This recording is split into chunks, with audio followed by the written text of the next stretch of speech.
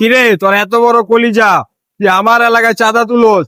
তুই জানোস না রকির এলাকায় চাঁদাবাজি, মেয়েদের ইফটিজিং করা নিষেধ, কোনো অবৈধ কাজ করা নিষেধ। কিরে নাট কিরপো, তোর কি জানের মায়া নাই?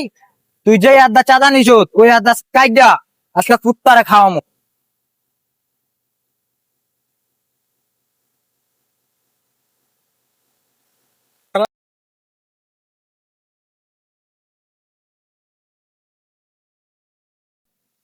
হ্যাঁ বস বলেন। জি বস জি। ওকে ওকে। রকি, বস দেখা করতে বলছে। চল।